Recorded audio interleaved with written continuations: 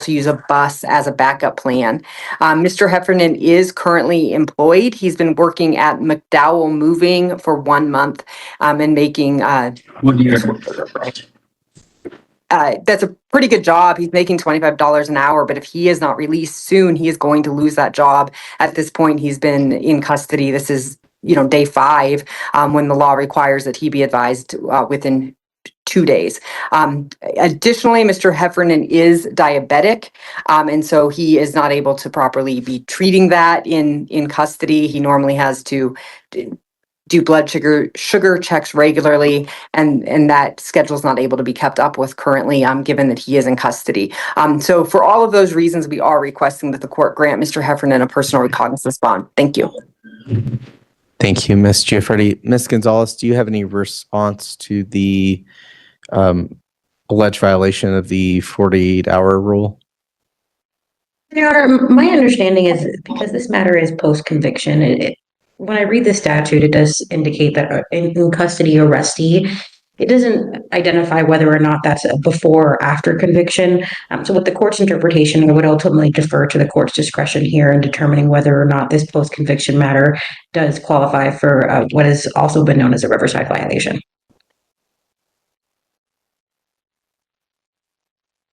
And Judge, if I could briefly respond just on that issue, the 48-hour issue. You may.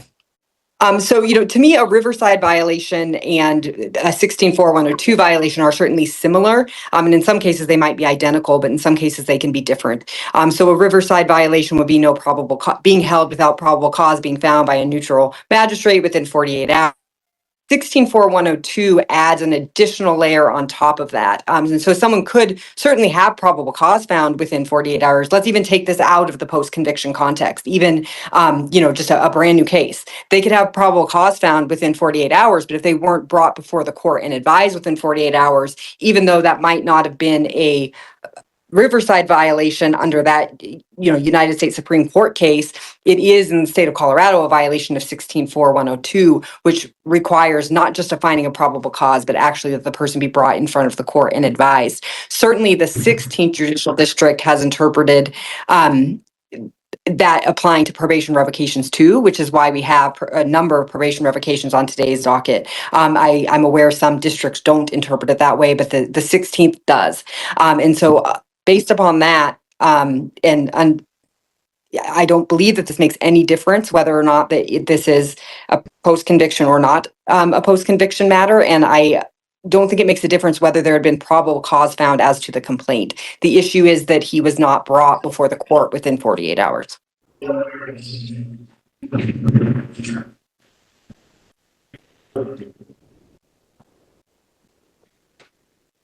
Thank you. The court on this record is going to deny the request to make a finding that this is a violation of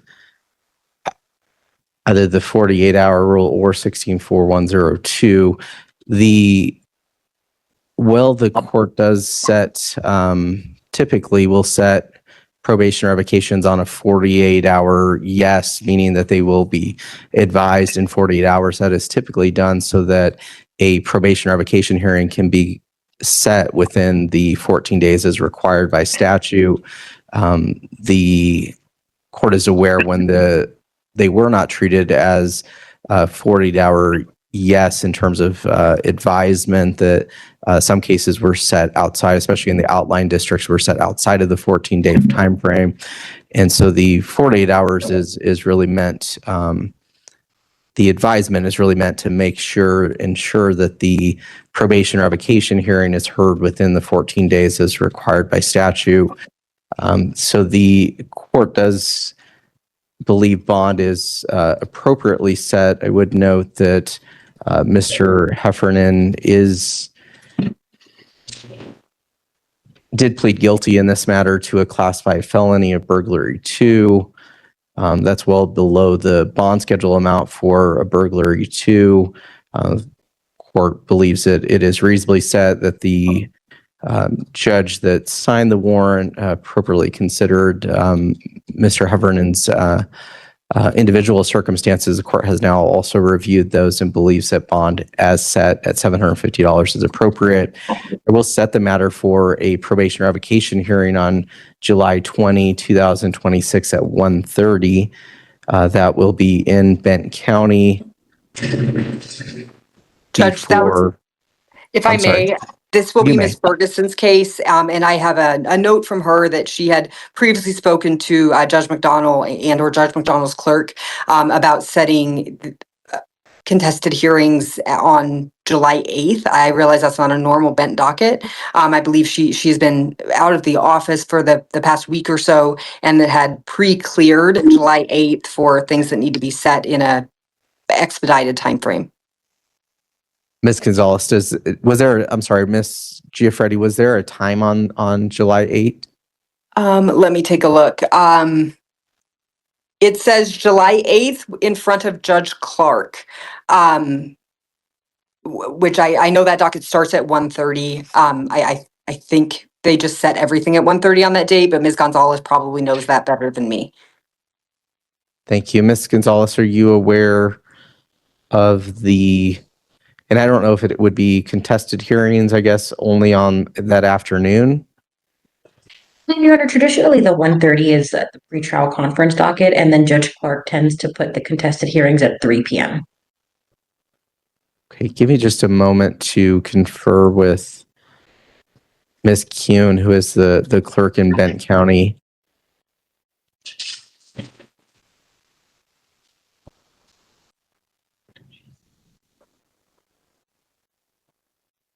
At 8:30. Okay. Ms. Kuhn is telling me, I don't know if that was specifically for other types of cases, but the request has been July 20 at 1:30 is what Ms. Kuhn has suggested we set it for. I mean, the other problem I see with that is that July 20th is 14 days from today. It's certainly not 14 days from July 2nd when Mr. Heffernan was arrested. That is a good point. Give me just a moment to see if I can find a date and time within the 14 days that would work here. With this, will my probation hold be lifted or Mr. Heffernan, make any statements right now?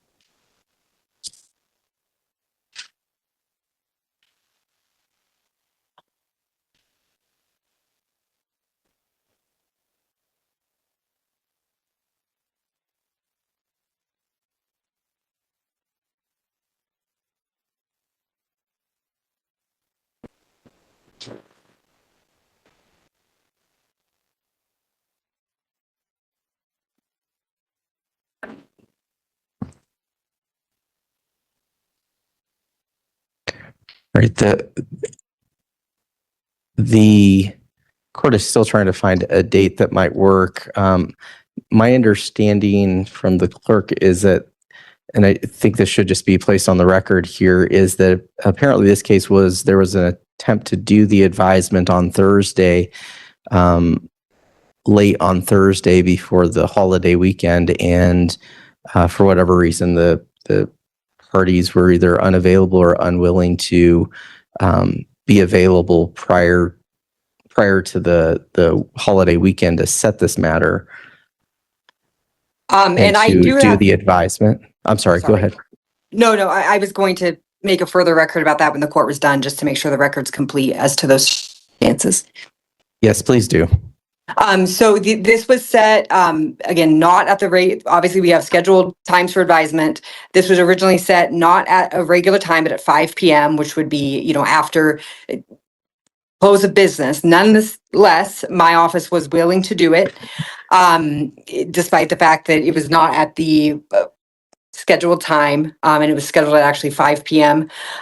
We scheduled an appointment with the El Paso County Jail in order to have that meeting with Mr. Heffernan. That meeting was scheduled for 4 o'clock. The El Paso County Jail, and I can confirm this because I was just dealing with it today, will only allow for meetings to be scheduled like 1 hour in advance. And so we scheduled a meeting at 4 p.m. My investigator was present at 4 p.m. for that meeting with Mr. Heffernan. The El Paso County Jail did not make him available for my office to meet with. And then again, because of the time required with scheduling and the amount that it has to be these 1 hour increments, they weren't able to have another meeting with Mr. Heffernan before the 5 o'clock hearing. Ms. Morrison, in response to that with my office, did send an email citing Mr. Heffernan's right to counsel and right to counsel at these hearings. And the fact that the El Paso Jail had not made Mr. Heffernan available to us despite our best efforts. She did not ask that the hearing be vacated. She did not ask that the hearing be moved to today's date.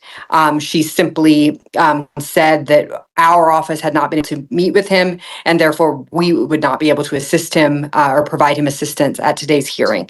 Those are the circumstances. I will provide the emails from Ms. Rodriguez with my office about her attempts to schedule that. I can upload those as exhibits, but this is not a situation where the defense was not willing to do it.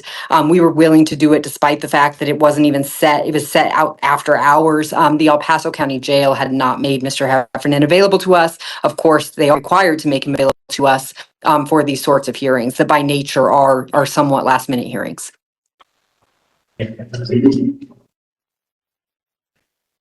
Thank you. Thank you for that additional explanation. I'm going to set the matter. Would the parties be willing to hear the matter in Otero County on July 16? I am aware that Ms. Ferguson is not available on that date. I am not available on that date either. I know she's not available because she and I together are at a conference in Colorado Springs. So I can't speak to her availability. The information I had, and she's out of the office today, so I can't, without access to a email, so I can't confer with her. The information that I had going into this hearing was that the July 8th date, because they weren't having a docket today, that the July 8th date had been cleared if anything needed to be set. So beyond that, I can't speak to Ms. Ferguson's availability. I know that she is not available on the 16th.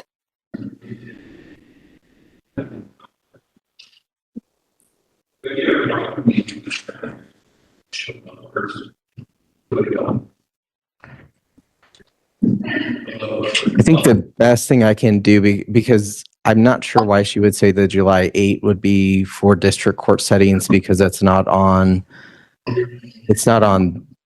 Judge Irene's calendar, and Judge Clark has a docket that day. So I don't see how we could have contested hearings over his docket. I can certainly set the matter for a setting maybe on July 8th. It sounds like that's a date that the parties are available, or at least that Ms. Ferguson would be available. Can we do that setting at Let's do 1:15. Yes, I didn't have a specific time, just the date. So 1:15 works. Okay, It works for the people as well. thank you. Mr. Heffernan, your next court date will be on July 8 at 1:15. That's going to be set for a setting of a probation revocation hearing. In this case, though, you do have a bond that is set, so it's set at $750 cash or surety. So you're certainly have a bond set and can post bond if you choose to. Otherwise, we'll see you back on July 8 at 1:15. Okay, so if I bond out from El Paso County Jail and the bond from Ben, just make sure to show up in person on the 8th in Ortero courtroom. Actually, your attorney will be in Bent County, so you can appear in Bent County at 1:15. Either myself or Judge Irene would be appearing remotely on that date for setting. Okay, but now that we've had this court date, like I'm eligible to bond out because I tried bonding out last week and I wasn't, they were not going to allow me to bond out until I went to court on this probation revocation, but now I'm able to bond out, correct? From Dane County? Yes, you were actually able to bond out as soon as there was a bond set on the warrant. So the bond was set at $750 cash or surety.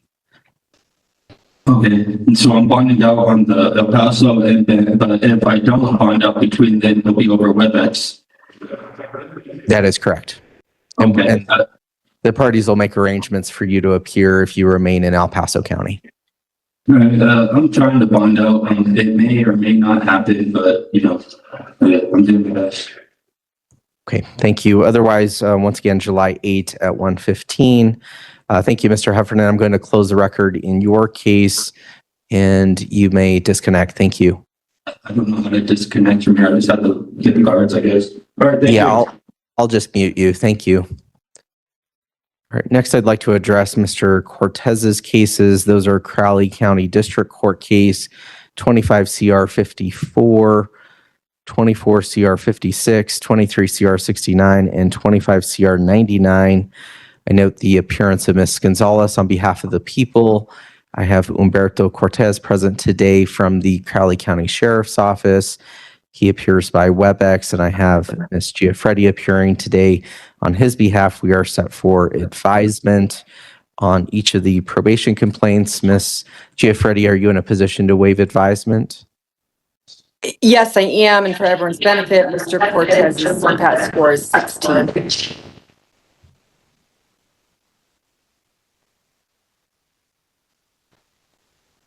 Thank you. Court will accept the waiver of advisement. Ms. Gonzalez, this is also, each of the cases comes back for probation complaints or complaints for revocation of probation filed by probation. What is your position on the current bonds?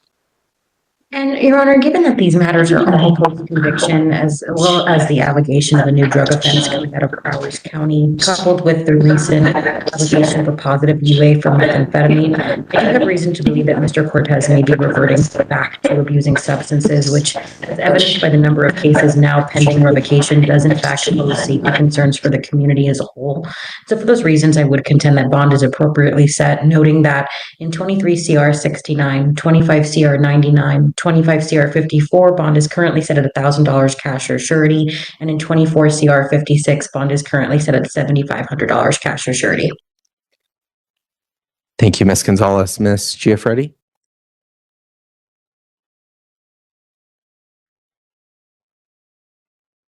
Oh, I'm sorry, you are muted. Sorry about that. Mr. Cortez is not able to post any monetary condition of bond. He is requesting that the court grant him a personal recognizance bond. He does live in the area. He has lived in southeastern Colorado for 20 years. He currently is living in Lamar, so not here, but just next door, basically. Mr. Cortez resides with his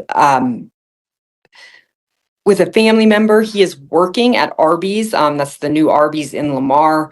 And so he does have a job, and if he is not released very soon, he's not going to have that job anymore.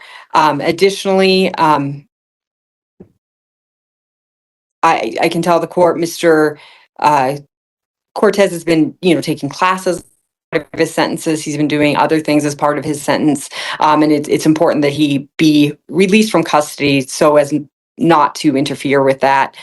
He's been working at Arby's basically since they opened. And again, if he remains in custody any longer, that job is likely not going to be available to him.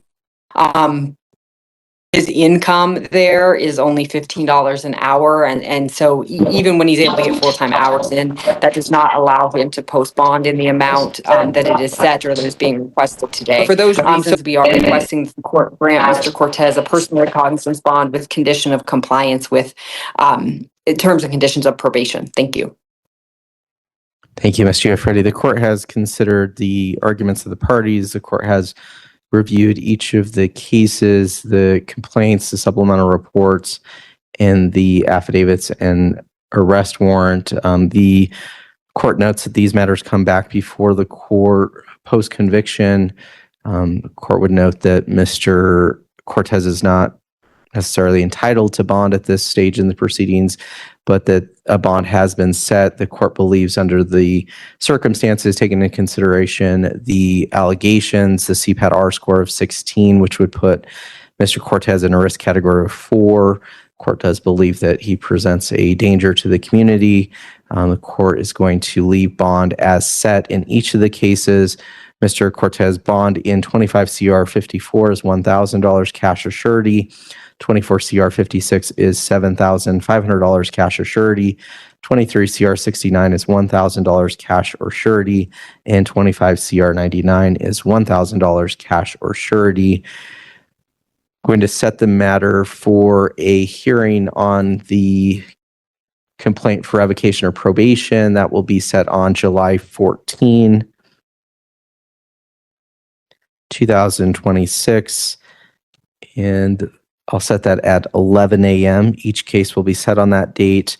As if you are able to post bond, the conditions of the bond will be that you sign a waiver of extradition and that you report to probation within 24 hours of posting bond.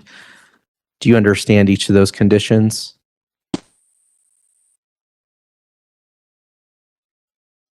I'm sorry, you're... Yes, I do. Okay, thank you, sir.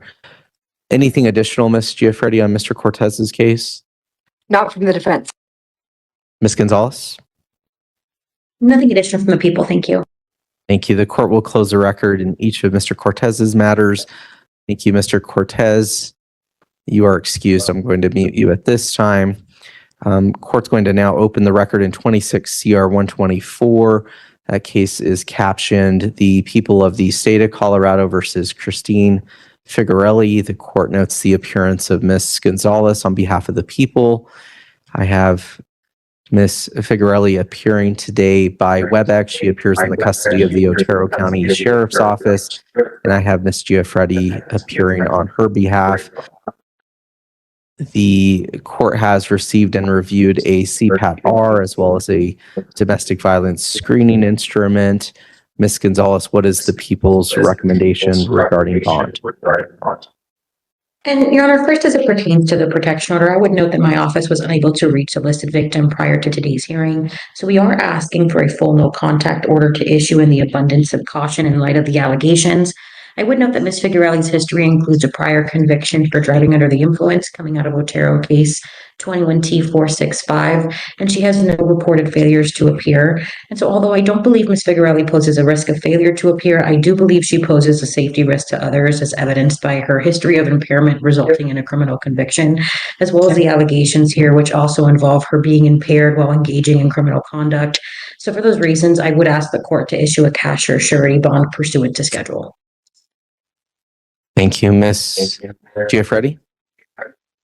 And at the outset, I need to make a correction to the CPAT. It's actually a score of 1. The prior failure that was listed was an error. There was a non-appearance at an... I'm sorry, I'm getting some strange echoing. There was a non-appearance, but it was on an infraction. case about 10 years ago, and infractions based upon the Colorado pretrial assessment tool manual do not count as prior failures to appear. So she FTA'd for an infraction, a default judgment entered, and that's the end of it. But she's never failed to appear for a criminal or traffic level offense that qualifies as a failure to appear for purposes of CPAT. And I should have caught that and would have caught that if this afternoon didn't also coincide with a docket.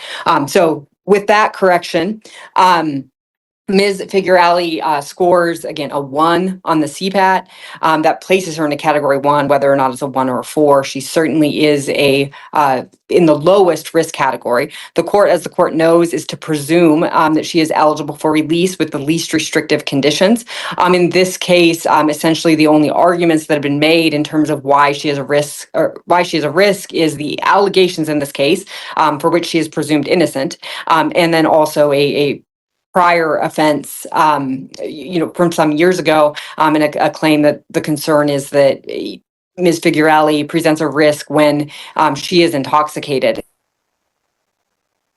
103 and 104, when setting bond, the court is to look to see if there are non-monetary conditions of bond, which can either mitigate any risk of failure to appear, which there really isn't here, or any risk of safety to the community. If the only concern is that Ms. Figuerelli, perhaps when intoxicated, presents a risk, then the court can craft conditions by ordering that Ms. Figuerelli not consume alcohol or controlled substances. The court can, and I imagine will, be issuing a protection order that states that. And there is nothing to suggest, based on Ms. Figuerelli's background, that she does not comply with court orders. This is not a situation where she has prior bond violations or prior violations of a protection that the court could make that leap and make that assumption. Again, the court has to presume she's eligible for release with the least restrictive conditions. Finally, I guess just to tell the court a bit more about Ms. Figuerelli, she has no prior felony convictions. Again, just that one misdemeanor from some years ago and some infraction level like speeding ticket type offenses. Ms. Figuerelli has been living in Manzanola for the last 10 years, and she is from Colorado, born and raised. She lives currently with her husband. However, obviously, if the court issues a no contact or vacate the home protection order, then she will make arrangements and does have somewhere else to go. She is able to stay with her parents, in fact, who live in Rocky Ford, specifically at 800 South Main Street in Rocky Ford, and that's where she would stay until and unless the protection order is modified to allow her to go back home. She has significant support, like I said, including parents, who would be able to assist her with anything, bring her to court if needed. She owns a business locally that's called C&C Remodeling that's been in business for the last 5 years. So she has significant ties here. She in fact owns a company here. Everything about Ms. Figuerelli suggests that she is able to comply with court orders, that she will comply with court orders. The court is required to assume she's eligible for release with least restrictive conditions. And in this case, that would be a personal recognizance bond with conditions of no consumption of alcohol or controlled substance if the court thinks that that is a concern. So that is our request for Ms. Figuerelli today. Thank you. Thank you. The court on this record has considered the arguments of the parties. Have considered the factors as outlined in 16.4.103, and court has also considered 16.4.102. The court has considered the individualized circumstances. I've also considered the affidavit in support of warrantless arrest in this matter. The court has also considered the likely sentence, considering the nature and the offense presently charged, or the arrest-only charges, which include an allegation of criminal attempt to commit murder in the second degree. Court notes that in the affidavit, there's alleged use of a firearm. There's also allegations of arson-related charges. The court finds Ms. Figuerelli presents, despite a low CPAT-R score, relatively low DVSI score. Court believes she presents a danger to the community and a danger to the victim. The court is going to deny the request for a personal recognizance bond. The court's going to set the bond in this matter at $200,000. That's going to be a cash or surety bond. As conditions on that bond, I am going to order, Ms. Figuerelli, that you sign a waiver of extradition, that you not possess any firearms, firearm ammunition, or other weapons, and I am going to require that you fill out a firearms affidavit with respect to that. I'm also going to order that you not possess or consume any alcoholic beverages or controlled substances. And I'm going to order as a condition of bond that you have no contact with the listed victim, Christopher Figuerelli. The court is required to enter a mandatory protection order in this matter pursuant to 18-1-1001. Ms. Gonzalez, do you have recommendations? I believe you gave me your recommendations. Do you have additional recommendations? Thank you. Ms. Giuffretti, do you want to be heard on the mandatory protection order?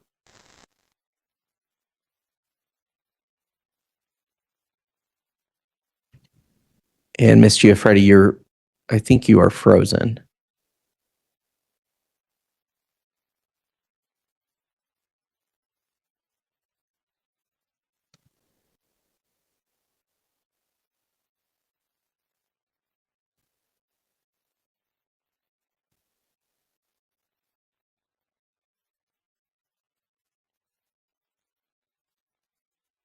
And Judge, this is Heather Giuffretti with the Public Defender's Office. I am actually, Ms. Gonzalez and I are both together in Crowley. I'm not sure what's going on with my connection, but I don't have any thing to state as it relates to the protection order this afternoon. Okay, Ms. Figuerelli, I'm going to, and I think I may have misspoke. The highest charge here is an F2, attempted criminal attempt to commit murder in the first degree. I think I may have said second degree. But I'd like to correct the record with respect to that. Ms. Figuerelli, I am going to enter a mandatory protection order in this matter. The court is going to find that it is appropriate to enter such order under 18-1-1001. The court is going to find that the probable cause statement or affidavit of probable cause does include a crime that includes an act of domestic violence as defined by 18-6-800.3 subsection 1. Court does also find that the affidavit in support of warrantless arrest includes a crime listed under 24.4.1302 of the Colorado Victim Rights Act. I'm going to find that the protected party is the listed victim, Christopher Figuerelli. I'm going to order that you not harass, molest, intimidate, retaliate against, or tamper with any witness to or victim of the acts you're charged with committing. I'm also going to order that you vacate the home of the victim, stay away from the home of the victim, and stay away from any other location that the victim is likely to be found. You shall also refrain from contacting or directly or even indirectly communicating with the listed victim. I'm also going to order that you not possess, purchase, or control a firearm or other weapon, that you not possess or purchase any ammunition. I will require that you relinquish for the duration of this order any firearm or ammunition in your immediate possession or control or subject to your immediate possession or control. I'm going to require that you do so within 24 hours of your release from custody.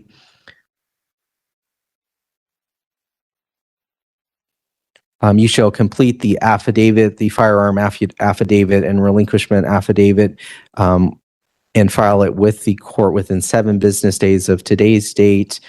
The court is also going to order that you not possess or consume any alcoholic beverages or controlled substances without a valid prescription. Do you understand each of the provisions on the mandatory protection order? Yes, I do. It is important that you understand each of the conditions as a knowing violation of a protection order is a crime under 18-6-803.5. That could subject you to an additional case. It could subject you to a fine of up to $1,000 and up to 364 days in the county jail, and could be the basis of a contempt of court action. Do you understand that? Yes, I do, Your Honor. Thank you. I'm going to set you before Judge Irene in Division B for return on filing of charges on July 23. 2026, and that will be at 8:30 a.m. Do you understand that will be your next court date? Yes. Thank you, Ms. Figuerelli. Ms. Gonzalez, do you have anything additional? I do not, Your Honor. And Ms. Giuffretti? No, Your Honor, I do not. Okay, thank you. The court's going to close the record then in 26 CR 124, and I believe that concludes our advisements. Thank you. Thank you, Judge. Thank you. Thank you.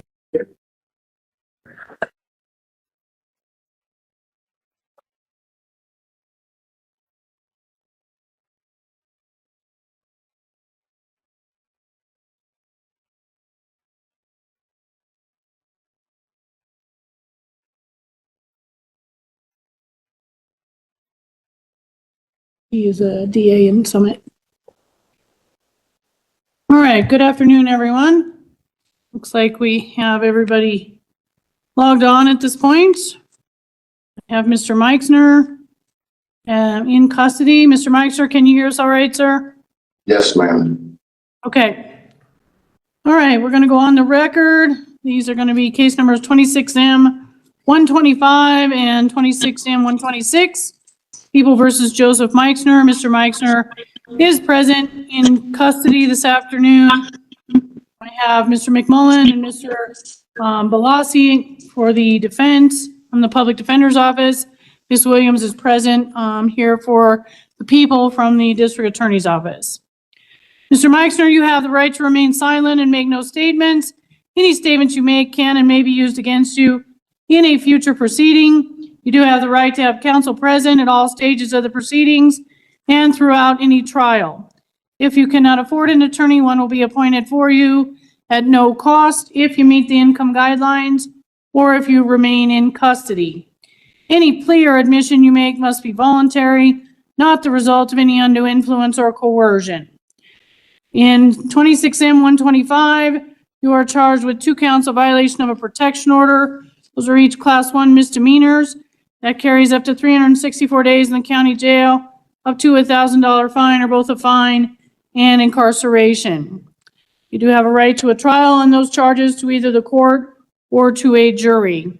In 26M 126, you are charged with theft as an act of domestic violence. That's a class 1 misdemeanor. That also carries up to 364 days in the county jail, up to a $1,000 fine or both a fine and incarceration. Domestic violence is a sentence enhancer that requires certain things, including a domestic violence evaluation and treatment. It prohibits you from owning, possessing, or purchasing a firearm or any ammunition. It may affect your eligibility for certain programs, and it may affect your immigration status if that applies to you. You do have a right to a trial on those charges, also to either the court or to a jury. In 26M 126, the court is going to enter, as required by law, an 18-1-1001 protection order. You're not to harass, molest, intimidate, retaliate against, or tamper with any witness to or victims of the acts charged. You are to vacate the home of the victim and stay away from any location she may be found. You're not to have any contact, either directly or indirectly, with Dawn Alley. No contact means no contact of any kind. No in-person, no telephone, no FaceTime, no messenger, no Snapchat or Instagram or anything like that. No electronic communication, no in-person or no telephone. No contact means no contact of any kind. You're not to possess, purchase, or control a firearm or any ammunition. You're not to possess or purchase any ammunition. If you have any firearms, they must be relinquished within 24 hours of your release from custody and proof filed with the court within 7 business days as required by statute. You're not to possess or consume any alcohol or controlled substances. That includes marijuana unless you have a valid medical marijuana license. You are not to take, transfer, conceal, harm, threaten to harm any animal that is owned, possessed, kept, or held by the victim. You are restrained from the address at 2815 Minor Street, Apartment 4. You must remain 100 yards away from the victim. The court will authorize a one-time civil standby, if necessary, to retrieve personal property from a shared residence. Ms. Williams, do you want to be heard on bond? Yes, thank you, Judge. Your Honor, Mr. Meixner has an extensive criminal history dating back to when he was a juvenile in 2000. He has 3 felony convictions, with the most recent being in 2022 and 2023, and in fact is in probation currently, and 22 CR 121, which started as a deferred judgment, but was subsequently revoked and that conviction entered. So he's still on probation for that case. He also does have a history of failing to appear for court and failing to comply with court orders, including most recently having failures to comply and FTAs in 2023, but dating back throughout his criminal history. The people are asking for the scheduled bond in the 26M125, the protection order violation case, and an elevated bond in 26M126, the domestic violence case. Although it appears Mr. Meixner has been appearing for court recently, the people do have concerns about his ability to comply with the protection order and with court orders in light of his difficulty complying with probation and with the existing protection orders. Thank you. Mr. Velasquez or Mr. McMullen? Yes, Your Honor. Dylan Balassi, appearing under the Student Practice Act with the supervision of Nathan McMullen on behalf of Mr. Meixner. Mr. Meixner has been born and raised in Colorado. Colorado is where all of his family is, his mother, his little brother, and his father. He's lived in Clear Creek the last 27 years in a house that is separate from the complaining witness in this case. So in the event he was released today, he would have a place to go to that is separate from any protection order that is put in place. Mr. Meixner is self-employed as a construction handyman, but he hasn't had consistent work in almost 8 months, so he does not have an ability to post any bond today. He does have an appointment at 4 p.m. for a job today to get some more consistent work so he can start paying his bills some more, but he has not had that appointment yet and therefore could not post any bond, which is why we'd be asking for a personal recognizance bond. Mr. Meixner has a car to get to court. He has a cell phone to communicate with the court. Mr. Meixner has other responsibilities. He has a dog he takes care of that he is the sole caregiver for. And he also takes care of his neighbor and checks in on them just to make sure that they're all right because they've recently been suffering from some serious medical issues. When Mr. Meixner was picked up, he was fully compliant with the officers. And I'm not aware of the failure to appear from 2023, but in his 2 most recent cases, in 2025 and 2026, he's always appeared to court. When he was granted a personal recognizance bond in both those cases. Given Mr. Meixner's inability to post a bond, his job appointment today at 4 p.m. and his caretaking responsibilities, we'd be asking for a personal recognizance bond in both cases, and certainly not an elevated bond in either. Thank you. Well, the court is very familiar with Mr. Meixner. Mr. Meixner, I think, has recognized here one of these charges, the violation of protection order charges out of 26M125 are essentially for drinking. When you're sober, you're in good shape. You know this, okay? When you're drinking or using substances is when things go sideways, okay? And so that is, I'm sad to see that we're back here for those reasons, okay? I am going to grant a PR bond in 26M125. It will be a $1,500 PR bond. Bond conditions are going to be monitored sobriety, no alcohol, no drugs. That includes marijuana, unless you have a medical marijuana license. You may not leave the state of Colorado without permission of the court.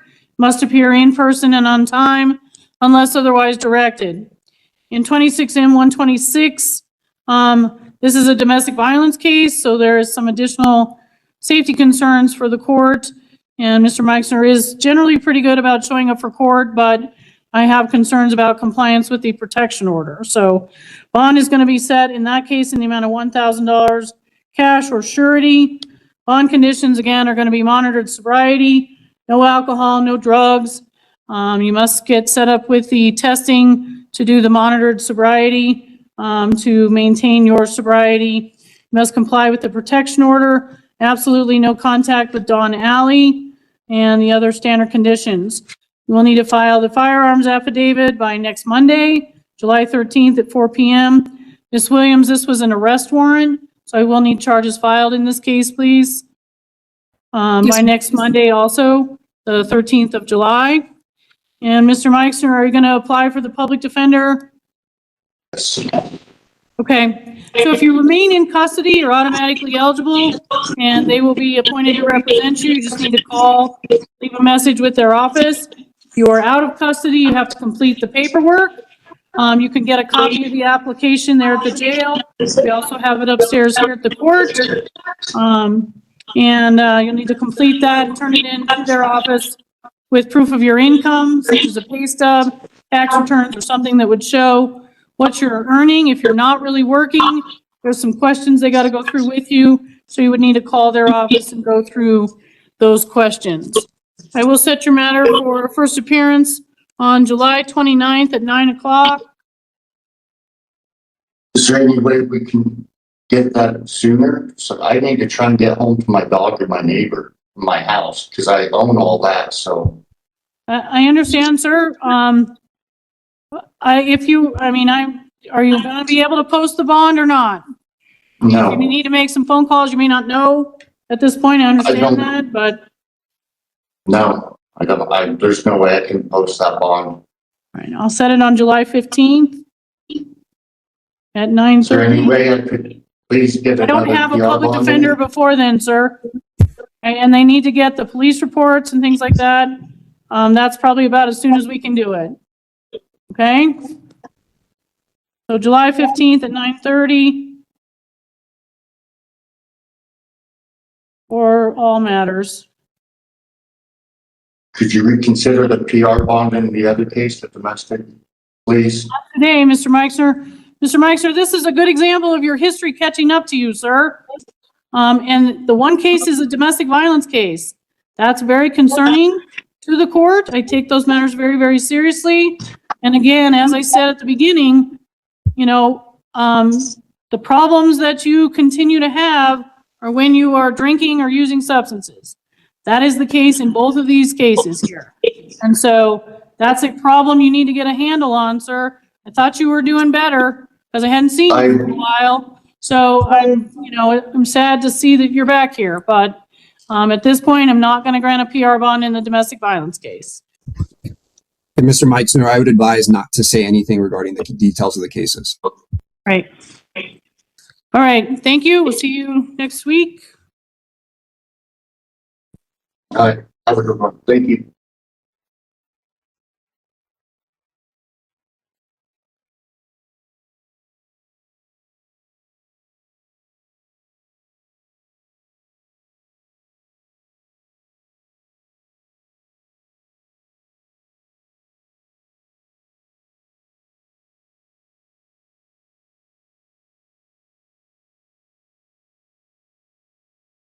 Your Honor, while they're bringing in the other gentleman, I'll be handling the felony advisement today. I can just let the court know. I've not had a chance to speak with him. We are a bit understaffed right now. I just came off of Summit County advisements, and I have not had the time to do so, just so the court is aware. All right. Thank you. All right. This is 26 CR 54, People versus Donald Robert Rickard. Mr. Rickard appears today in custody in Clear Creek County. Mr. McMullen is here from the Public Defender's Office. Ms. Williams is here for the people. Mr. Rickard, you have the right to remain silent and make no statements. Any statements you make can and may be used against you in a future proceeding. You do have the right to have counsel present at all stages of the proceedings and throughout any trial. If you cannot afford an attorney, one will be appointed for you at no cost if you meet the income guidelines or if you remain in custody. Any plea or admission you make must be voluntary, not the result of any undue influence or coercion. You are charged today with second-degree burglary. That's class 4 felony. Possible penalties for that charge are 2 years to 6 years in the Department of Corrections, up to a $500,000 possible fine, or both a fine and incarceration. If there is mitigation, the sentence could be as little as 1 year. There is aggravation, it could be as much as 12 years. And if you are sentenced to the Department of Corrections, there is 3 years of mandatory parole. You're charged with theft as a class 2 misdemeanor, that carries up to 120 days in the county jail, up to a $750 fine, or both a fine and incarceration. And finally, you're charged with third-degree assault. That's a class 1 misdemeanor. That carries up to 364 days in the county jail, up to a $1,000 fine, or both a fine and incarceration. And I'm sorry, the last charge is obstruction of telephone or telegraph service. That is also a class 1 misdemeanor that carries up to 364 days in the county jail, up to a $1,000 fine, or both a fine and incarceration. You do have a right to a trial on these charges, to either the court or to a jury. Because you are charged with a felony, you do have the right to demand and receive a preliminary hearing. At that hearing, the prosecution must present evidence to establish probable cause that the offense charged was committed by you. Should the court find probable cause, the case would be bound over to district court for trial. Court is going to enter an 18-1001 protection order as required by law. You're not to harass, molest, intimidate, retaliate against, or tamper with any witness to or victims of the acts charged. You are not to have any contact, either directly or indirectly, with the victim, Stephanie Spellman. You're not to possess or consume any alcohol or controlled substances without a valid prescription. That includes marijuana, unless you have a valid medical marijuana license. You are not to take, transfer, threaten, harm, dispose of any animal that is kept or held by the victim. You are restrained from the address at 508 Paiute, P-A-I-U-T-E, Paiute Road in Evergreen. Must remain 100 yards away from the victim. The court will authorize a one-time civil standby with law enforcement to retrieve personal property if necessary. That is something you would have to schedule with the sheriff's office. Ms. Williams? Your Honor, Mr. Reichert has a DWAI from 2024. Otherwise, he has no other criminal history or history of failing to appear for court. So the people are simply asking for the scheduled bond with monitored sobriety in light of the alleged intoxication in the affidavit. Thank you. Sir, are you here for Mr. Reichert? I'm his twin brother. Okay, is there anything you would like to tell me? If so, why don't you come on forward and state your name for the record? This gentleman who's standing up, what did he identify himself as? He's his brother. Come on forward up to the podium. And sir, state your name for the record. That's Dave Rickert. And you're Mr. Rickert's brother? Yeah. What would you like me to know today? Don's issue is drinking. When he's not drinking, he's a perfect person. And we just can't get him to stop drinking. And it's painful for all of us. Sure. Do you know if he has another place to stay? Well, He's not gonna be able to go back to this address at this time. yeah.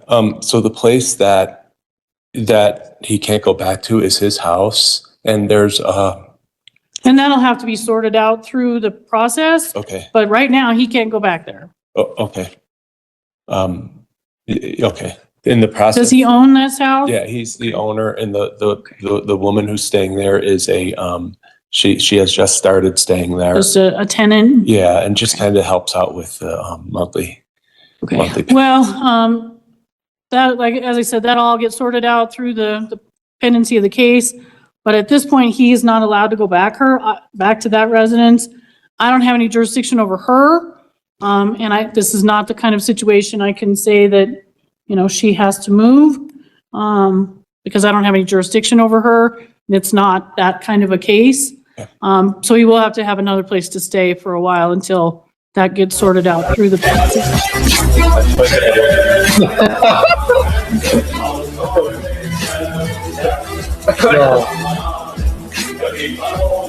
Oh my God, I'm so sorry.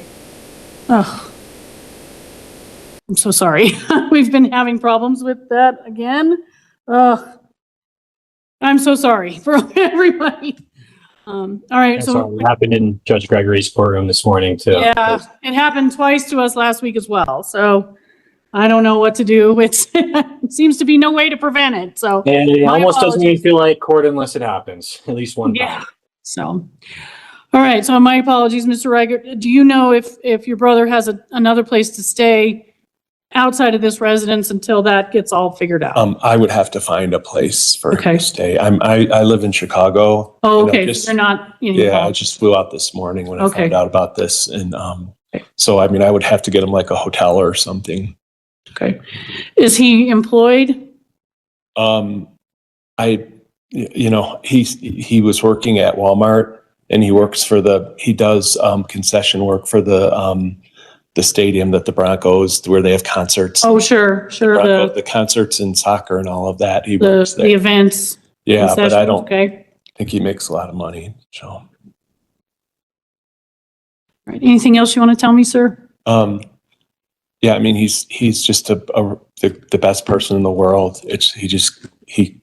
When he drinks, he just can't control himself. All right, thank you, and thank you for being here today. All right, Mr. Reichert, I'm going to ask you a couple of questions. Today is the day to set the bond and enter a protection order only, okay? We're not going to talk about the underlying facts of the case or any of that, all right? You do have the right to remain silent. This is a recorded proceeding. That's not what we're doing today. This case is not going to be resolved today, okay? Do you have employment? I'm working part-time for the Broncos. I'm also supposed to just start working for Walmart, but this happened. Okay. And do you have another place to stay? I do not. Okay. Do you have friends or other family that you could stay with until it gets sorted out regarding the residence? I would definitely have to check, but Your Honor, how do I defend myself? I'm sorry, say that again? How do I defend myself? So you should get a lawyer, okay? Well, can I get a public We defender? can appoint the public defender's office if you remain in custody or if you meet the income guidelines, which if you're not working very much or only working part-time, you probably would qualify for that if you're out of custody, okay? If you're out of custody, you got to do some paperwork to meet those qualifications. We can certainly appoint an attorney to represent you and help you navigate the process here, okay? You're always free to hire a private attorney if you choose to do so. That is your decision, okay? These are serious allegations, and so it would be strongly recommended that you have an attorney to assist you through this process, okay? All right. So the court will note that Mr. Rickert doesn't have a significant criminal history, which is to his benefit. This is not a domestic violence case, but it does involve allegations that rise to the level of a felony and certainly an assault charge, which can be a serious matter. So the court is going to set bond in the amount of $2,000 cash or surety. Your Honor, if I may. Sure, sorry, Mr. For McMillan. bond. I just to bounce some things off, some things that have been said in court. As the court knows, I have not spoke with Mr. Rickert. First and foremost, according to the affidavit, I know the court has found probable cause, but I'll just note that there's really no description of any lease or agreement other than a statement from Mr. Rickert that she was renting a room and apparently not paying for it. It didn't look like there was discussion of whether Mr. Rickert was specifically not allowed to be in that room, whether he had access to that room, whether Those he are actually. things you're going to have to address through the case, Mr. And McMullen. this is just for the purposes of setting bond with his history and lack of history. I would ask for an even lower amount, especially since he will now have nowhere to go, but still have to be paying a mortgage. And again, we do not know whether or not Ms. Spellman even has if it's a day by day, week by week, there's really been no description of what this lease looks like. So we don't know what legally her property right is in this house. Other than that, she had at one point exchanged money for a room there. And I know the court has already made the decision. Probably enough. Her. However, Mr. Rickert, this is not the time to have that conversation, okay? That's something that's going to have to be addressed through the pendency of the case, okay? So for the burglary charge, that's something to consider, and part of the reason you should have an attorney to assist you, okay? And Mr. Rickman, I would also, whatever this situation is with the tenancy or whatever her agreement is, you may want to talk to someone about that. Because if that can be worked out civilly, we might be able to amend the protection order to allow you to return home. At this point, the judge has excluded you, but that does not mean it is a permanent exclusion from the residence, just as long as there's no contact with her or any sort of interference with legal tenancy or anything like that. So I would advise talking to a lawyer regarding that if you can, because it can get kind of messy.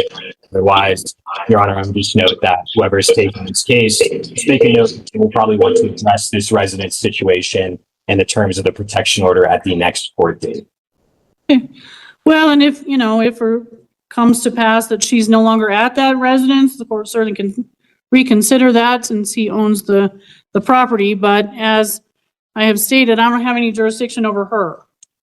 So, and I cannot make her leave the residence. Through this case, there would have to be additional proceedings. Court is going to find the $2,000 cash or surety bond is appropriate given the level of the charge, the nature of the allegations here. I am going to order monitored sobriety as a condition of bond. What that means, Mr. Rickard, is you got to get set up with the testing agency, call in every day to see if your number or color comes up. If it does, you'll have to provide a test. There are a number of places to do testing. Here in Georgetown on certain days, I think there's a place in Evergreen and certainly places in Lakewood and Golden to provide the testing. I don't really care where you test, as long as the court gets the test results. The other bond conditions are that you may not leave the state of Colorado without permission of the court, no alcohol, no drugs, no new criminal offenses. You are to appear in person and on time unless otherwise directed, and the other standard bond conditions. So are you going to post the bond for him? Yeah, is it cash then? It's cash or surety, which means a third party or a bail bondsman. It's your preference. And you can post the cash and ask that it come back to you. That makes you a surety, essentially. You can use a bail bondsman. You can give him the money to pay the cash. The bond is in place until the case is over. Okay, so it would be released at the end when either, after there's a plea and sentencing, or if he's found not guilty, whenever the end of the case is, okay? The bond is held until that time. Bond is really to secure appearance and have some financial responsibility to ensure that people come to court. So Mr. Reichert, what I'm going to do is I'm going to set your case. Are you going to apply for the public defender? Yes. Okay. I'm going to set your case on July 29th at 9 o'clock. Ms. Williams, we will need charges filed, please, by next Monday, July the 13th.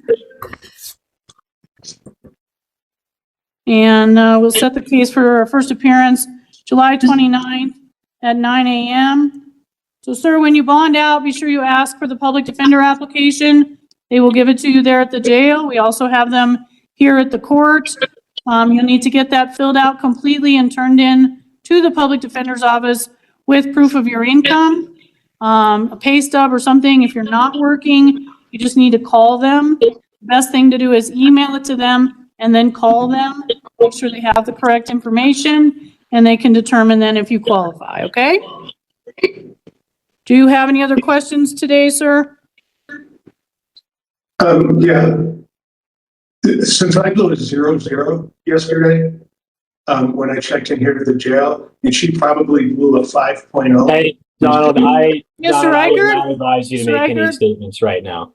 So that's not, I do not have any jurisdiction over her, okay? You are the party that is charged here, and so the bond conditions are for you, okay? And so the testing is to ensure that you maintain your sobriety, and that's because clearly alcohol was involved in these underlying allegations, all right? So we'll see you on July 29th at 9 a.m. Do you have any other questions, sir?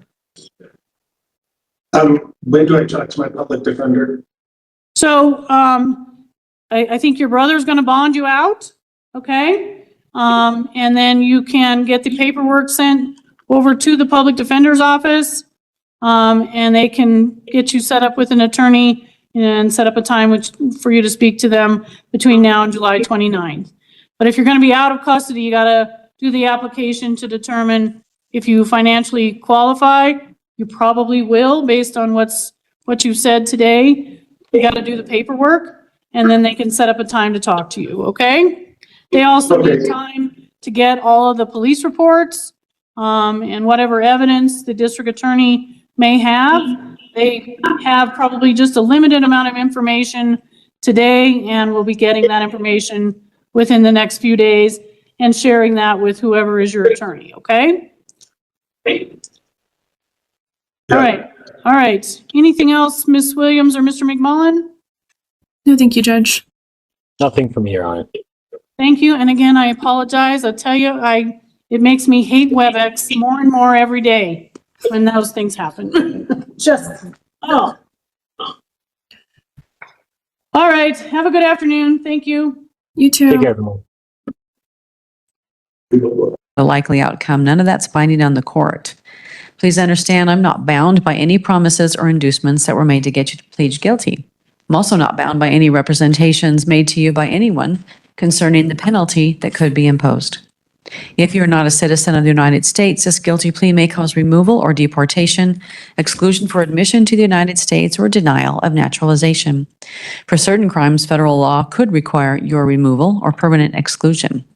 You have the right to confer with your attorney regarding immigration consequences of your plea, and you have the right to confer with an immigration attorney. Please understand, I have no authority regarding immigration because that is governed by federal law. Thus, I'm not making any promises or representations regarding the immigration consequences of your pleas.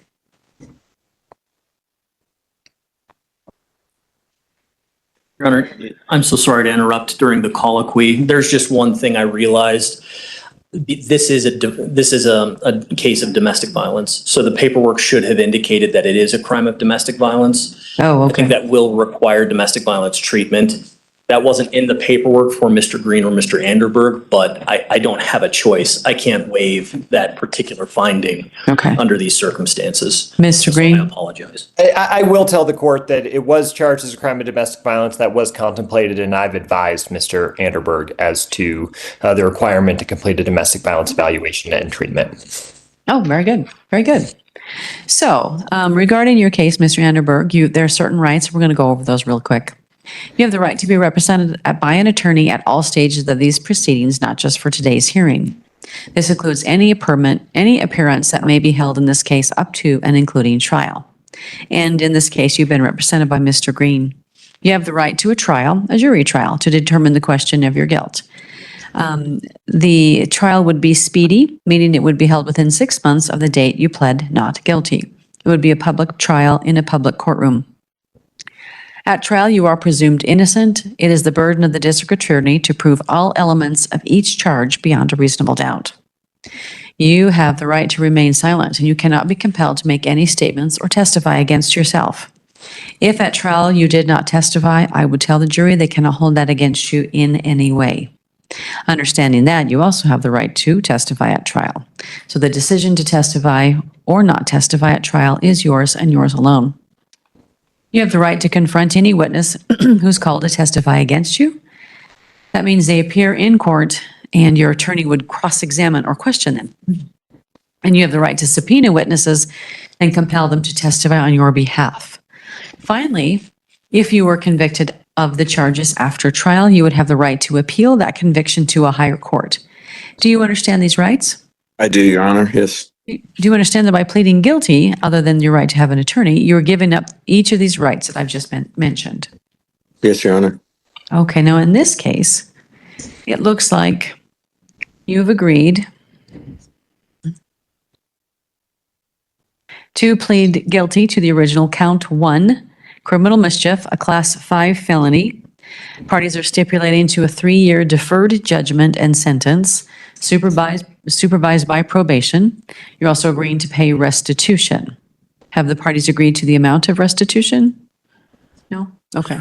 We have, Your Honor. It's been stipulated to, I can give the court that amount. Because I don't have a filing with the court. It's $5,920.95, and I think that is included near the end of the documents that were e-filed.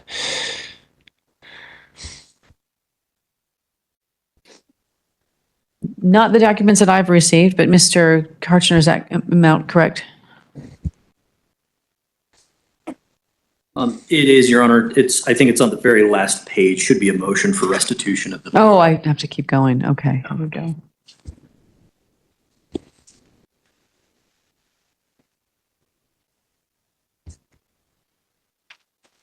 Sorry, Mr. Green. No problem, Your Honor. I thought you meant it was like at the bottom of the first page of the plea agreement. I apologize. Oh, no, I'm sorry. Yes, Later it's on. motion. Yes, it's near the very bottom of the packet. Okay.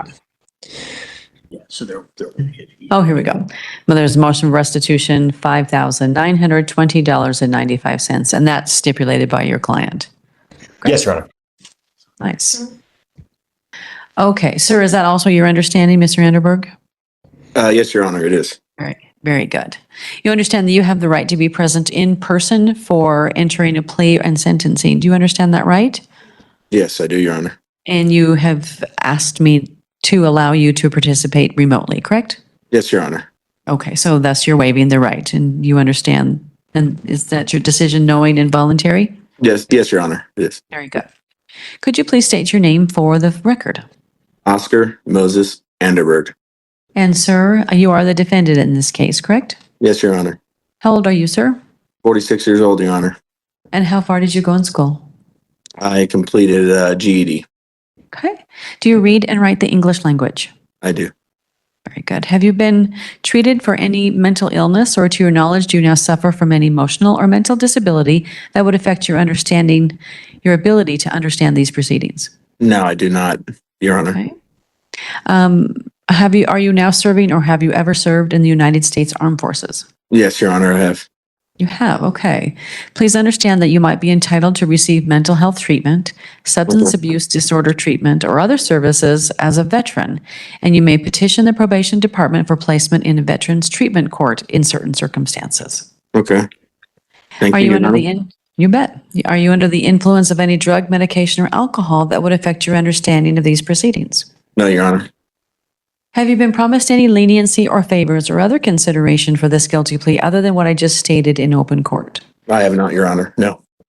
Has anyone threatened you to get you to plead guilty? No, Your Honor. You've been represented by Mr. Green, who is representing you today. Have you had sufficient time to discuss this plea agreement with your attorney? I would agree with that. Yes, Your Honor. And are you satisfied with the services of your attorney? I am, Your Honor. Good.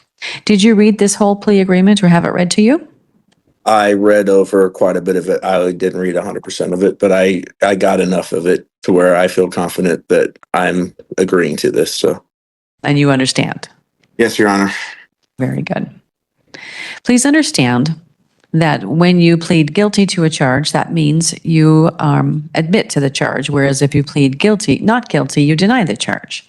So by pleading guilty, you're telling me that you did commit this offense. Do you understand? Yes, Your Honor. Mm-hmm. And you also give up any defense you may have had to this charge. Do you understand? Yes, Your Honor. I do understand that. Finally, you become subject to the penalties provided by statute for committing this offense, correct? Yes, Your Honor. Were you able to go over the elements of this offense and the possible penalties with your attorney? Yes, Your Honor. Good. Do you have any questions for me? No, I do not at this time, Your Honor. Are you entering into this plea freely and voluntarily? Freely, Your Honor. And after everything we've discussed and after consulting with your attorney, how do you wish to plead to count 1, criminal mischief, a class 5 felony, and guilty or not guilty? I will be pleading guilty today, Your Honor. Thank you. Court finds that Mr. Anderberg has intelligently waived his right to a jury trial, his right to remain silent, and his right to cross-examine any witness who might be called to testify against him.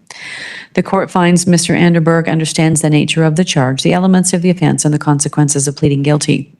The court finds the plea is voluntary and intelligent and given without undue influence or coercion. Counsel, require a factual basis?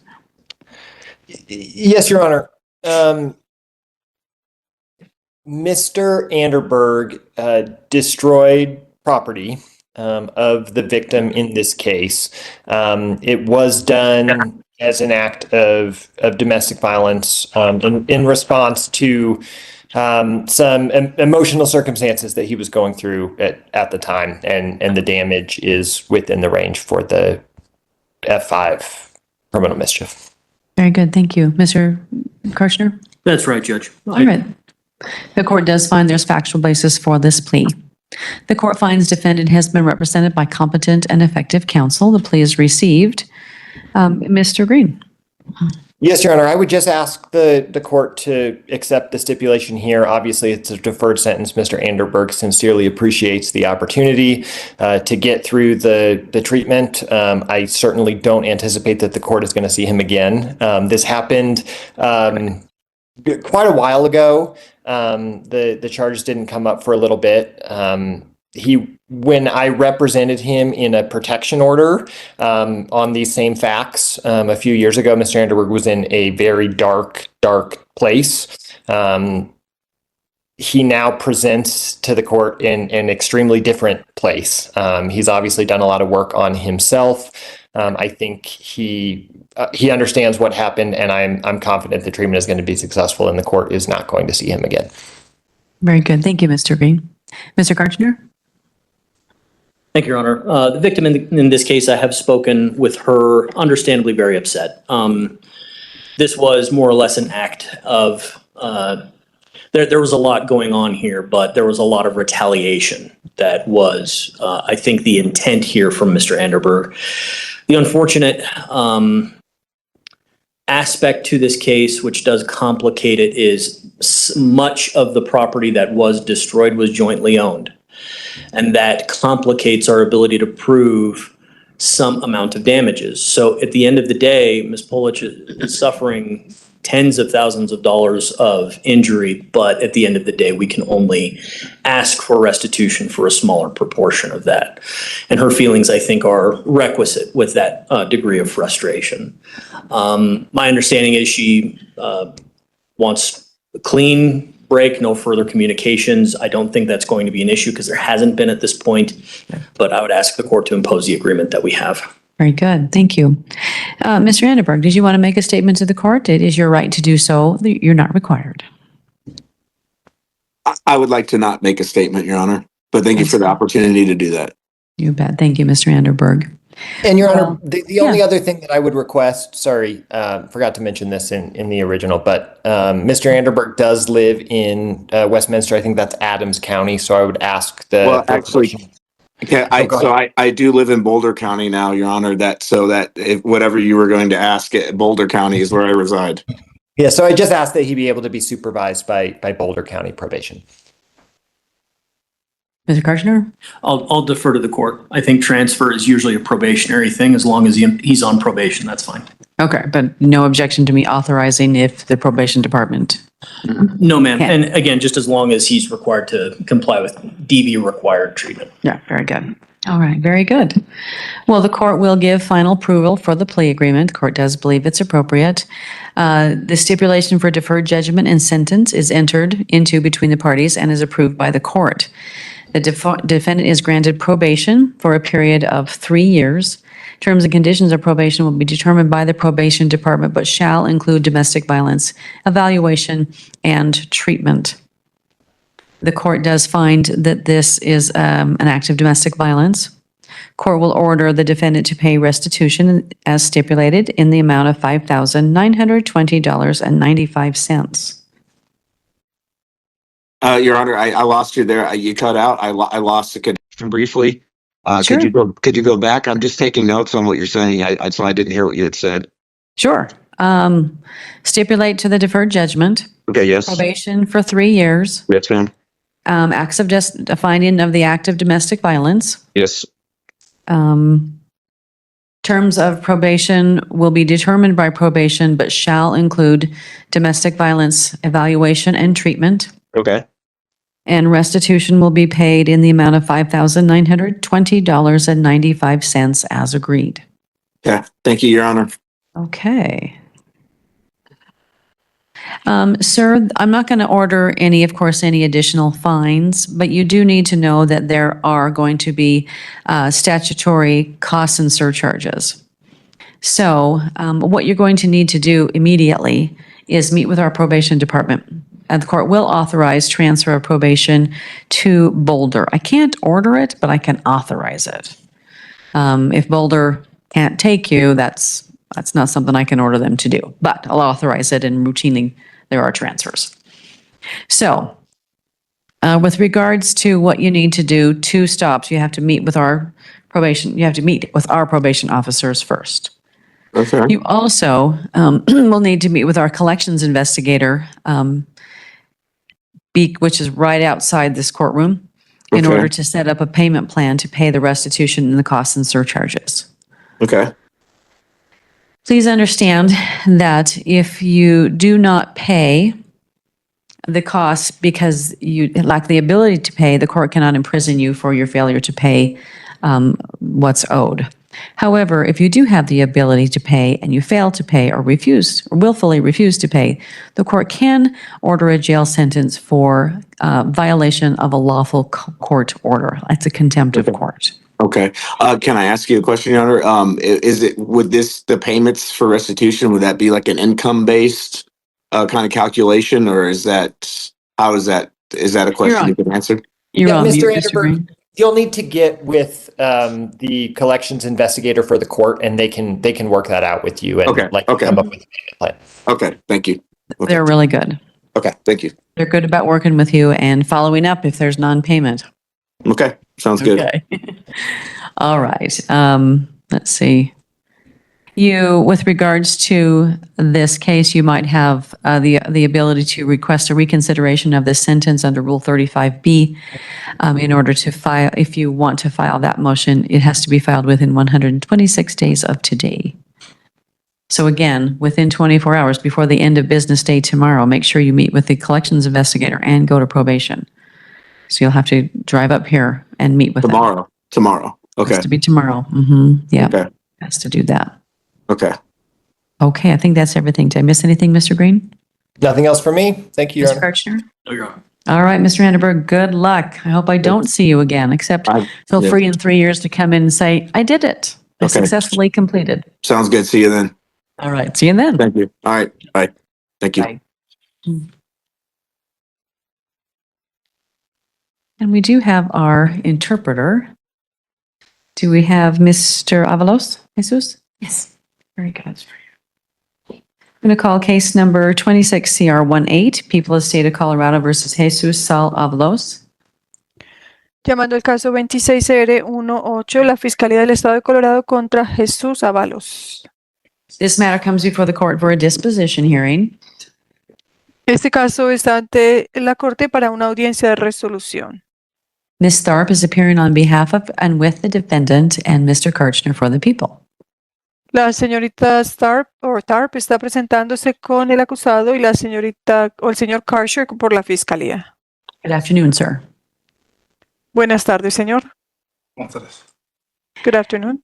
Ms. Tharp. Señorita Tharp. Thank you, Your Honor. I just received some information back on some collateral consequences that I need to advise Mr. Avalos about. Gracias, su señoría. Acabo de recibir una información acerca de unas consecuencias colaterales y necesito asesorar al señor Avalos sobre eso.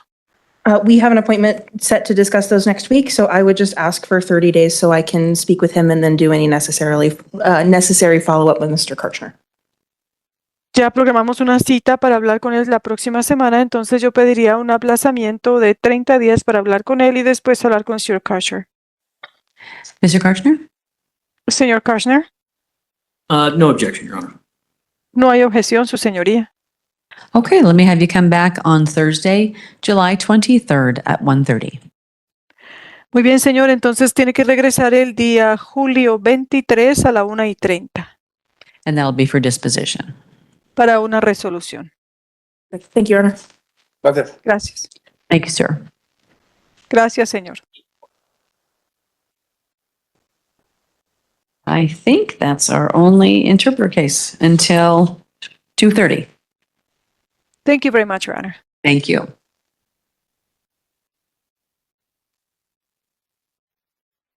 Mr. Vico. Court will call case 25 CR 205, People of the State of Colorado versus James Ursel Vico. We are here for a disposition. Ms. Bacon's appearing on behalf of and with the defendant. Ms. Wired for the people. Ms. Bacon. Thank you, Judge. In this case, my paralegal is still working on a mitigation report. Along with that, I have discussed some of that mitigation with Ms. Wired. And I'm hoping to continue a little bit of a negotiation there. So I would be asking for a 30-day set over. Ms. Wired? Oh, Judge, I don't have any problem with that. Okay. Would this be our last setter of this case? Is getting a little old. I agree, Judge. I would anticipate that would be our last set over. I believe that my paralegal will be done with that mitigation at that point. I also think that Ms. Wired would agree that after the negotiation today, it's probably at the end of the road for negotiation purposes, Judge. Okay.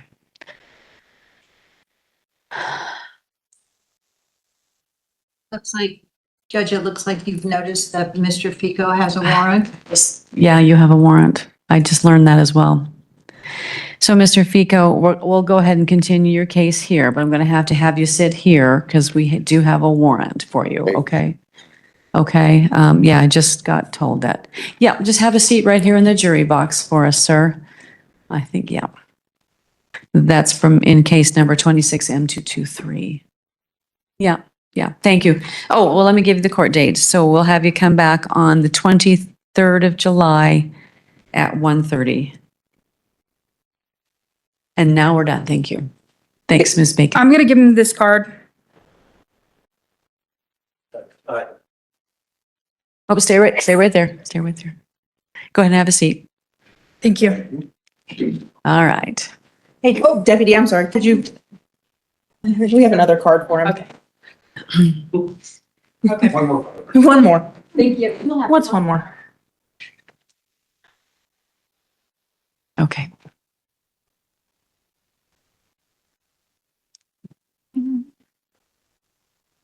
I do see I have this Mr. Seltzer. I'll go ahead and call your case, sir. Your client's with us as well. Court's going to call case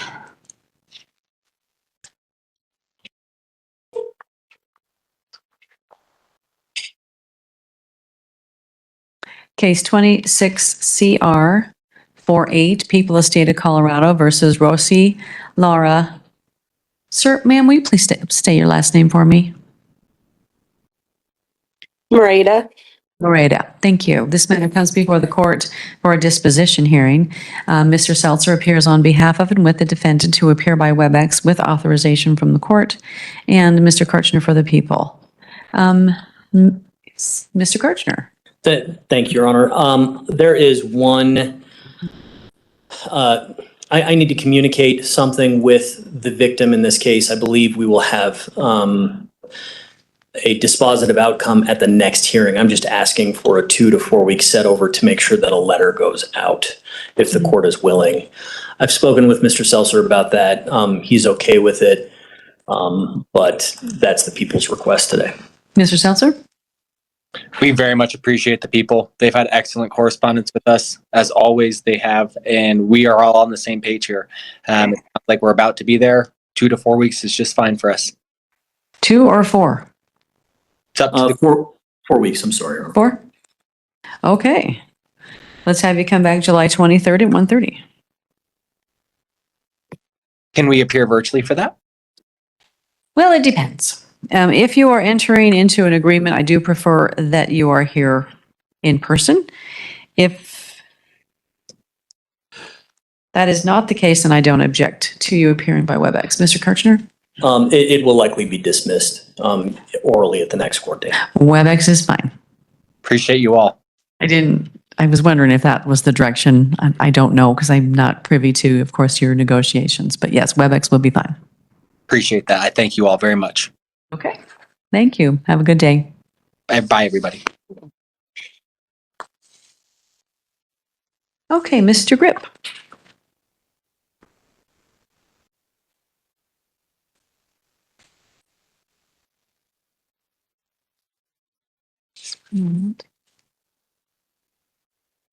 Court calls case number 26CR42 and 26CR58. People of the state of Colorado versus Jonathan Grip. These matters come before the court for a disposition. Ms. Tharp's appearing on behalf of and with the defendant. Good afternoon. Good afternoon, Mayor. And Mr. Karchner for the people. Ms. Tharp. Thank you very much, Your Honor. As far as the case itself goes, we are just asking for about a 30-day set over so that we can continue to engage in negotiations. The court had previously found good cause to continue his ability to request a preliminary hearing on 26 CR 58.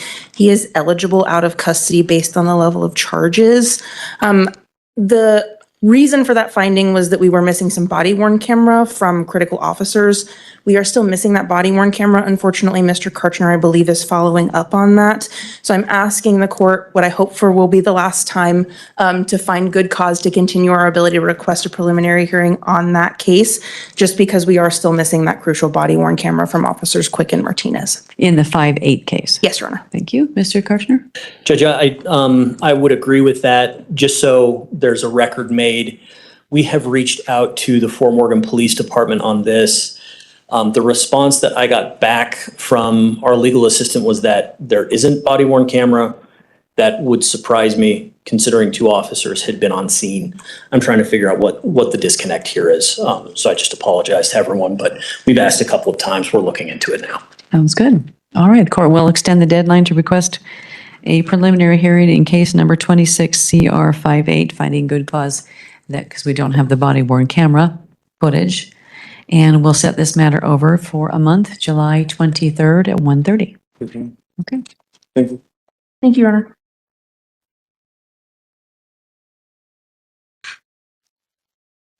Okay. Next week, okay. Sounds good. Have a good day, sir. Yeah, it was well done.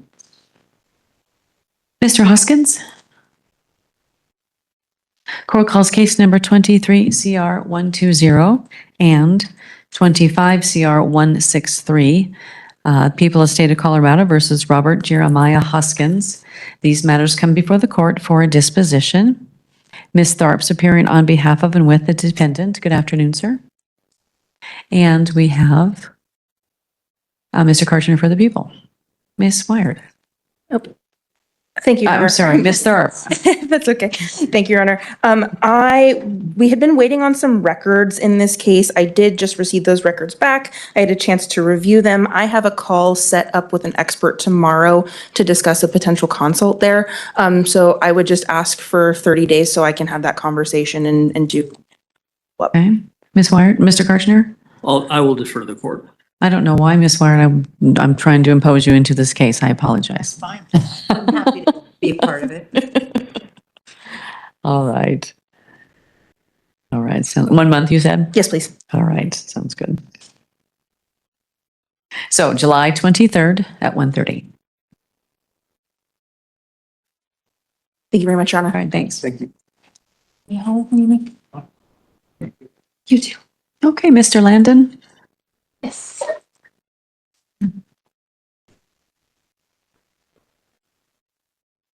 Court calls case number 26CR29, People of State of Colorado versus Johnny Landon. We are here for a disposition. Ms. Tharp's appearing on behalf of and with the defendant, and we have Ms. Wired for the people. Good afternoon, sir. Hi. Ms. Tharp. Thank you very much, Your Honor. Obviously, Mr. Landon is now out of custody. So we are needing an out of custody application from him. He has given that to me today. So we'll be able to take that back to the office. I would just ask for a very brief 2-week set over so we can just make sure he's all qualified and good to go. Sounds good. Ms. Wired? That's fine with people, Judge. Yeah, that sounds good. Mr. Landon, if the Public Defender's Office calls you and needs additional information, please respond very quickly so we can keep our case moving and there's no additional delay. Okay. Let's have you come back on July 9th at 1:30. Okay.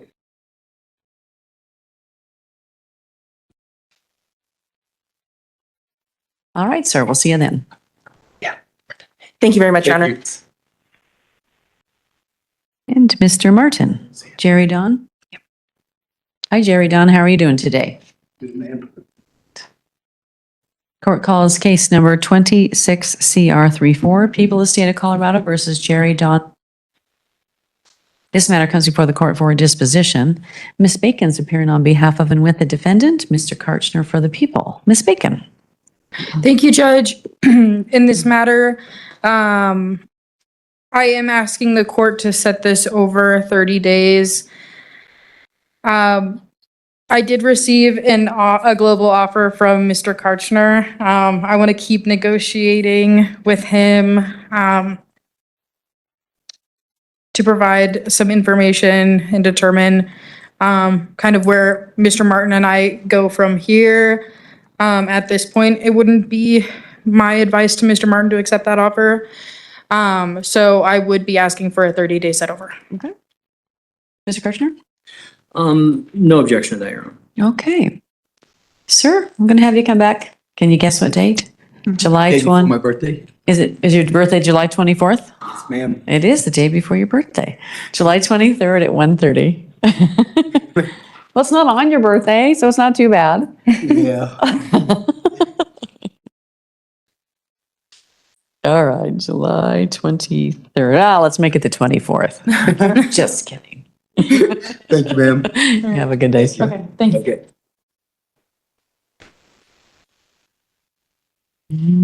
Mr. Ortiz, Carlos?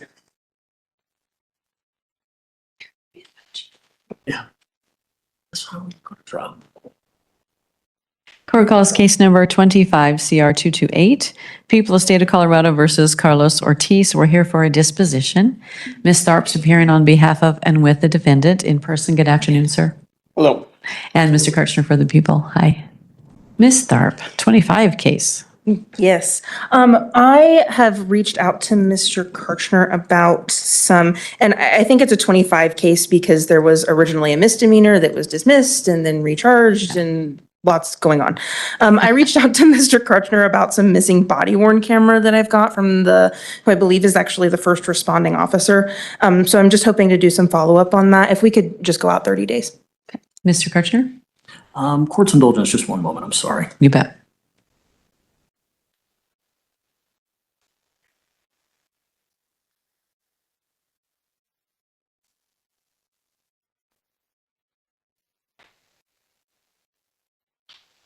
I must have missed Counselor Tharp's email. I apologize to everyone. I have not asked for anything missing. I just must have missed something. So I'm just putting that on the record. I will reach out to folks today. Thank you. Sounds great. All right, July 23rd at 1:30. Okay. Okay. Sounds good. Thank you, Your Honor. Thank you. And Mr. Webster. And Mr. Senyusko.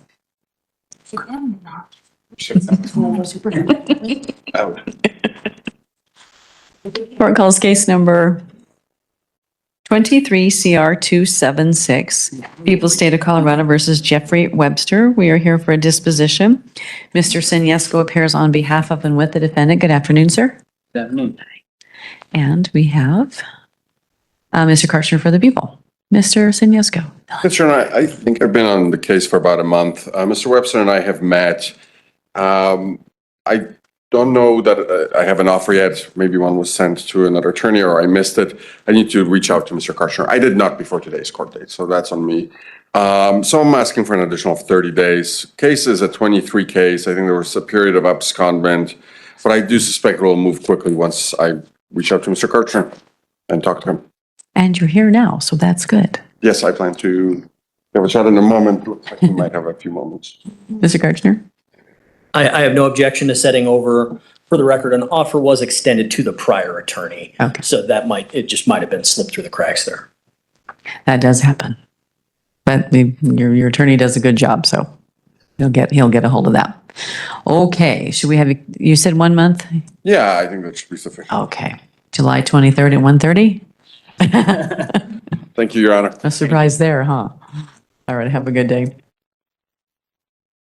Okay. I'm just gonna go. All right. You're fine. Thank you. Well done. We will be in recess until 2:30. Looks like I was thinking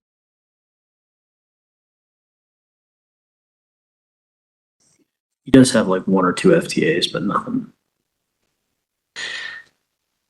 Besides, I doubt he'd have a lot of trust for.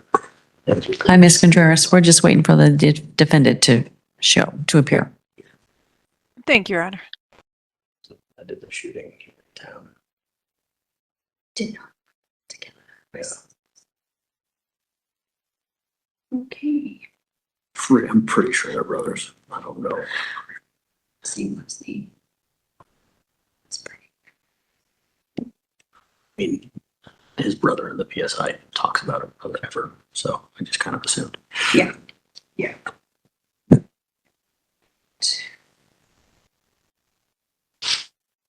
Just thinking.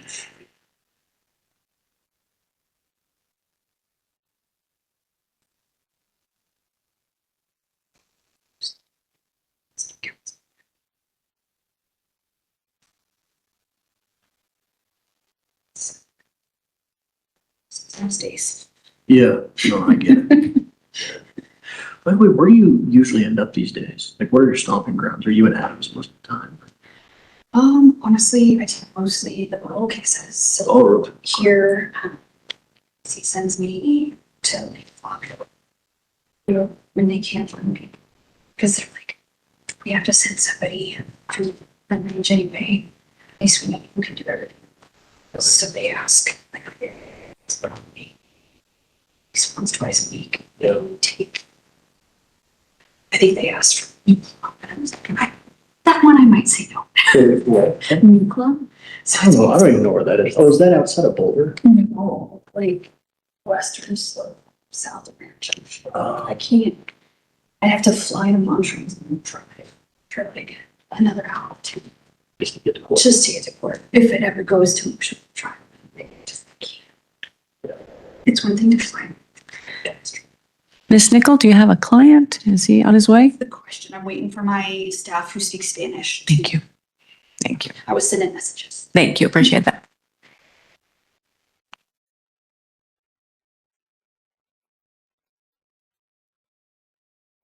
But yeah, my home base is Golden.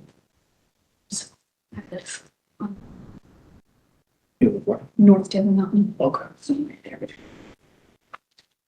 I grew up kind of in a Columbine settlement, just that corner of C470. Yeah. Yes. And then I lived there. We moved back to North Side GC there for 6 or 7 years. Yes. Yeah. Yeah, my associate, she's taken. No, she's my most judge. Oh. She's taken literally everything. Well, she's still doing things. It's a good experience. Yeah. Yes. It is. I was doing it. I think I didn't go so far as long. Farthest I went south usually was like Pueblo. Farthest north was Larimer. We don't go south. Gotcha. Yeah. I mean, Pueblo I was pretty rarely down there. Mostly Jeffco and Adamson. Mm-hmm. That's where I was DA. It's right on Douglas. Did my 4 years. I would not want to be a DA. And I know Rebecca was for a long time. Just those big offices. Like, actually, all this and stuff. Mm-hmm. Seen the what? Fighting. That kind of stuff. It's just not my speed. Yep, that's what drove me home. My team's calling him, so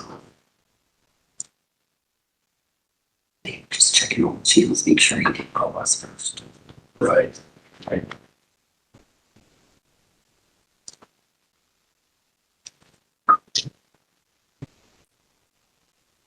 Oh, fun. How cute.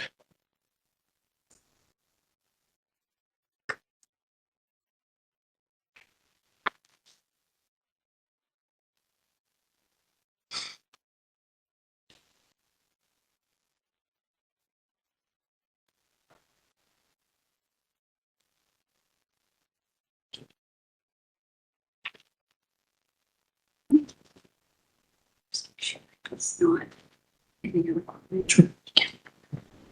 Because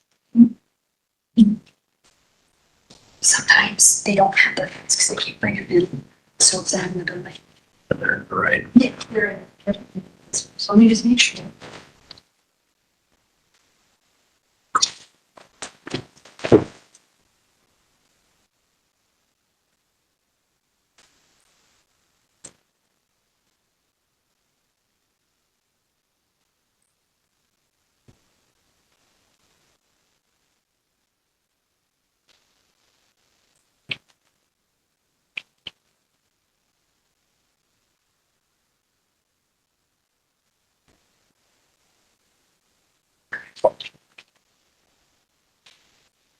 Do they come with us? Or you can just- You have to buy them separate.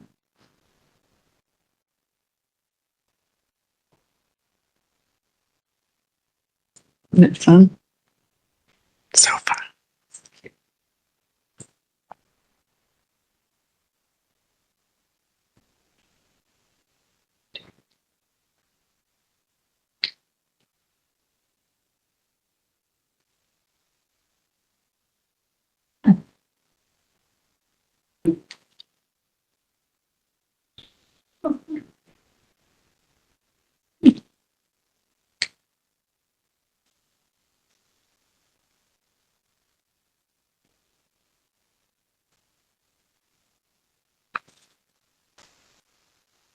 Nothing.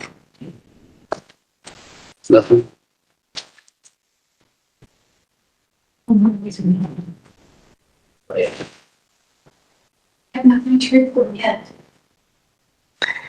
Do you want to, can wait 3 more minutes? Okay, all right. I don't have anything after this. I just drove out here to see you guys. Oh, good. Absolutely. Good to see you.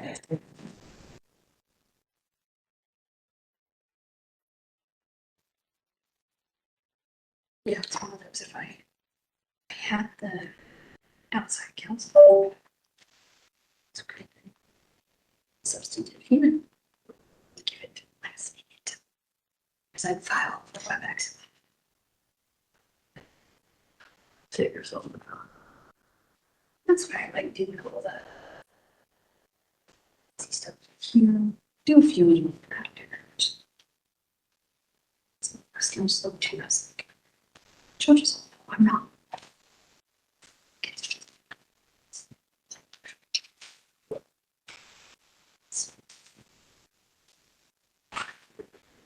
You're just gonna change this. That's great. Which is good. If it works out, I'd be careful. Ms. Contreras, we'll wait about 2 more minutes and we'll call the case. I don't think we're going to need your services, but Thank stay you very much, with Your us for just a minute. Yes, Your Honor. Keep question. Yeah, I still. Old associates took a case there. Weird, because like we haven't crossed paths since. Yeah. So it's weird to see him go up on the other side of the table. It was very surreal. It's like all the, so I supervised county court when I was in Rapids. We had the chief still in there when he calls in sick doing trial with 10 minutes notice, right? Tony, one thing we can say, And you have a secure job. super interesting. You have a secure job. Yeah. I would say. I mean, we are 100% reliant upon you. So don't go anywhere.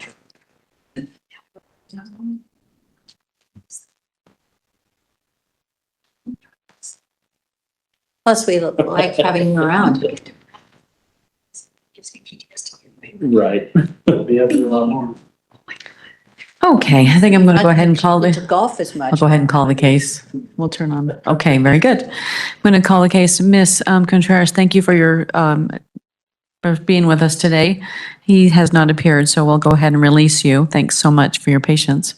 Thank you very much, Your Honor. Have a great day. You too. Court calls case number 26 CR 5006, People of State of Colorado versus Ever Antonio Quintanillas Ramos. We're here for a disposition. Ms. Nichols appearing on behalf of the defendant who is not present in the courtroom, Mr. Karchner for the people. Ms. Nichols? Your Honor, I don't have a record to make regarding my client's whereabouts today. Thank you. I appreciate. Thank you. Mr. Karchner? I would ask for a warrant. All right. Court's going to issue a warrant in the amount of $3,000 cash surety. Could the For his court failure stay to to pay. the end of the day, just in case we are able to get in touch with him and he can get here before 5 p.m.? Well, we're done. I know, there's nothing going on in the rest of the building, but I know, thought I'd ask. exactly. Mr. Karchner, any position on staying until 5 p.m.? Or 4:50? I mean, I think the damage is done. I'll defer to the court.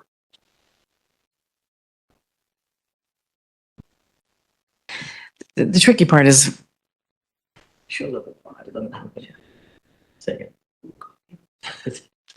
Ms. Nichol, I functionally, I'm going to deny the request just because we're done. I don't know where he would go, who he would talk to, how we would even functionally do it. Understood. So, denied, sorry. That's okay. If I can get in touch with him, I'll file a written motion. Perfect. That'll be good. Make sure you try to contact Mr. Karchner first. Sure. That'd be good. Perfect. That's a better plan. Okay. Okay. All right. Thank you, you. Judge. Have a wonderful day. You too. Drive careful. Oh yeah, I think I missed the hailstorm. It looks like it was pretty nasty out. It was nasty. It was pretty treacherous. Yeah. Yeah, and it hit like right here in town. Right. There was nothing to the west. I had rain. I must have just followed it, but there was no debris, nothing. And I'm more north and we got just the smaller hails. No, nothing, lot of rain, lot of wind, but not those big hailstones. So The whole town here is crazy. So I'm glad I'm going back that direction. good.